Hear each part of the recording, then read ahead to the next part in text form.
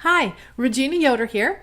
Today we're going to talk about how you can create a Bible journaling keepsake that you can pass on to your children and grandchildren and the impact that will have on their lives as you share your legacy of love, not only for them, but for your Savior.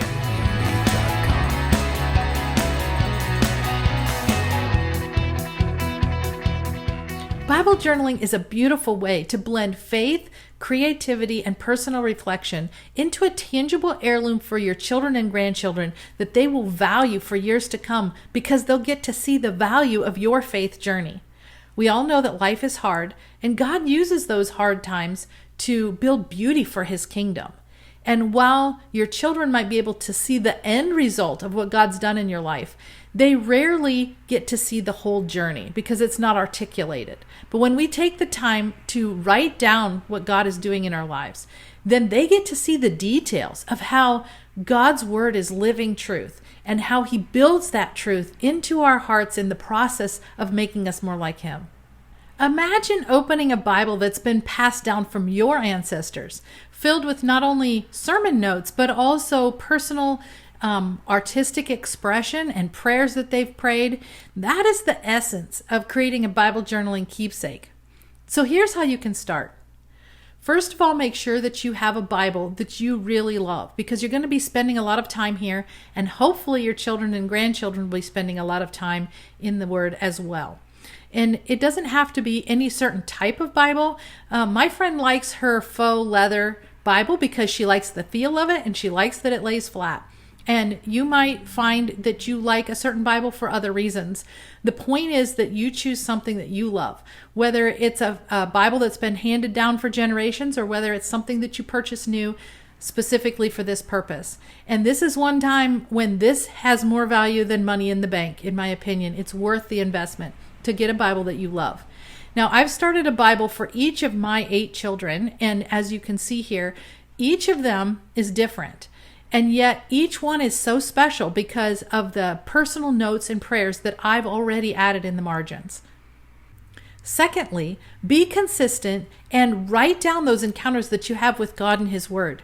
Make sure that you're writing things down as those meaningful moments happen in your life, whether it be joy or sorrow or financial difficulty or grief and loss or whatever the thing is that you're going through, and God brings His truth to your heart and helps you through those times. You have to be consistent and you have to write it down. That's the treasure of this. This is how the testimony of God's work in your life just unfolds over time. And you cannot have a legacy to hand down to your children if you aren't consistently in the Word and if you aren't Bible journaling. You have to write it down. And as a side note, I highly recommend that you date your entries. It's really important for you to be able to see your growth over time, but also for you to look back and be able to see what was going on in your life at that particular time. I have a friend who told me a story recently about how she was feeling a lot of anger because a friend of hers was hurting and there was nothing that she could do about the situation. She was feeling justifiable anger toward the person who was causing her friend pain. And as she was cleaning her house and just in those quiet moments alone, God just kept whispering these 2 scriptures over and over again. And in that encounter with God, her heart was changed. It was like God was saying, here's how I want you to see this situation.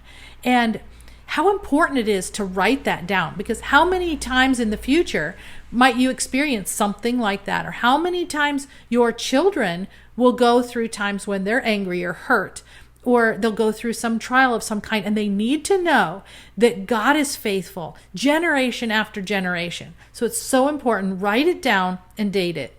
The last part of creating a keepsake is to include personalization. For example, if one of your children are going through something and you're praying for them, write out that prayer in the margin of your Bible near a verse that speaks truth to that particular situation. And then when you're gone, your children will come back and review your prayer for them, and they will get to see God's hand at work and see you bearing witness to God's work in their life. And they may have missed it because they're young, because they're busy, because young people don't often reflect very much. And they may have missed what God was doing in their life all along. So if by now you're saying, yes, I see the importance of this and I want to get started making my own keepsake, but you're not exactly confident in how to make that happen and what next steps to take. I've created a Bible journaling workshop that's recorded so you can watch it on your own time, and it's free.